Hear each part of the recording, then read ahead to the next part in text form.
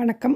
இன்றைக்கி பார்த்திங்கன்னா நம்ம பீட்ரூட்டில் ஒரு துவையல் பண்ண போகிறோம். அதுக்கு நம்ம தேவையான பொருட்கள்லாம் பீட்ரூட், சின்ன வெங்காயம், தேங்காய் துருவல், மிளகாய், கொஞ்சம் உளுந்தம்பருப்பு, புளி கொஞ்சம் கொஞ்சம் பூண்டு 2 பல் எடுத்து வச்சுருக்கேன். இப்போ ஒரு கடாய் நம்ம எடுத்து வச்சுக்கலாம். அதுக்கு தேவையான அளவு ஒரு டேபிள் ஸ்பூன் அளவு ஆயில் விட்டுடலாம்.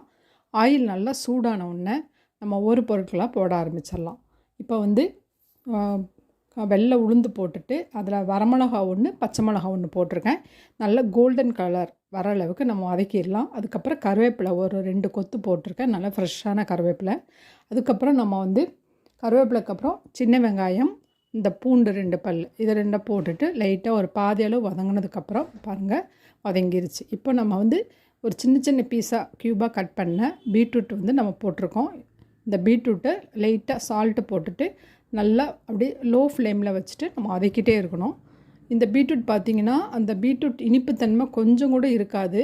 சூப்பராக நல்ல டேஸ்ட்டாக அந்த புளிப்பு, காரம் இதெல்லாம் சேர்ந்து ரொம்ப நல்லாயிருக்கும் ரைஸில் நம்ம சூடு சாதத்தில் பிசைஞ்சு சாப்பிட்றதுக்கு. அதனால் நீங்கள் கண்டிப்பாக பீட்ரூட்டில் இந்த மாதிரி துவையல் செஞ்சு சாப்பிட்டு பாருங்கள், நல்லாயிருக்கும். அந்த இனிப்பு சுவை இல்லாமல் டேஸ்ட்டாக இருக்கும். நம்ம ஒரு மூடி போட்டு வைக்கும்போது அது நல்லா அதிலே வதங்கிடும் அந்த இதுலேயே. அப்போ அதுக்கப்புறம் நம்ம நல்லா வதங்கினதுக்கப்புறம் நம்ம தேங்காய் துருவல் ரொம்ப கம்மியாக இருந்தப்போ 2 டேபிள் ஸ்பூன் அளவு அது மட்டும் போட்டுட்டு ஒரு சின்ன நம்ம எடுத்து வச்சுருக்க காய்கறிக்கு அளவாக புளி போடணும். போட்டுட்டு இதை சும்மா 2 மினிட்ஸ் மட்டும் லைட்டாக மட்டும் வதக்கிட்டால் போதும். தேங்காய் போட்டதுக்கப்புறம் அதிகம் வதக்க வேண்டாம். இதை நம்ம இப்போ நல்லா ஆற வச்சுட்டு மிக்சியில் போட்டு கொஞ்சம் கொரன்னு அந்த பதத்துக்கு அரைக்கணும், நைஸாக அரைக்கக்கூடாது. அரைச்சிட்டு நம்ம எப்படி வந்திருக்குன்னு பார்க்கலாம்.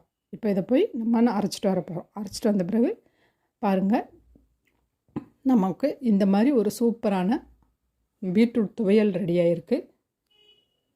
இந்த மாதிரி இருக்கணும், கொரன்னு இருக்கணும், நைஸாக அரைக்கக்கூடாது. இது ரைஸ்க்கு நல்லாயிருக்கும். நீங்கள் இட்லி தோசைக்கெல்லாம் சட்னி பண்ணுவோம் பீட்ரூட்டில், ஆனால் இது செஞ்சு பாருங்கள், ரொம்ப சூப்பராக இருக்கும். பாருங்கள், நம்ம ரைஸில் இது கொஞ்சம் போட்டுட்டு தேவையான அளவு போட்டுக்கலாம். போட்டுட்டு கொஞ்சமாக நெய் விட்டு சாப்பிட்டா அவ்வளோ நல்லாயிருக்கும்.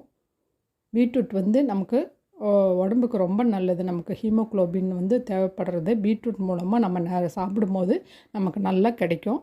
பொரியல் செய்யும்போது அந்த இனிப்புத்தன்மை இது பண்ண முடியாது. ஆனால் இந்த மாதிரி இன்றைக்கி சமையல் பண்ணுறதுன்னு யோசிக்கும் போது இந்த மாதிரி ஒரு துவையலாக செஞ்சு சாப்பிடும்போது ரொம்ப நல்லாயிருக்கும். இந்த ரெசிபி ட்ரை பண்ணி பாருங்கள். மறக்காமல் ஷேர் பண்ணுங்கள், கமெண்ட் பண்ணுங்கள்.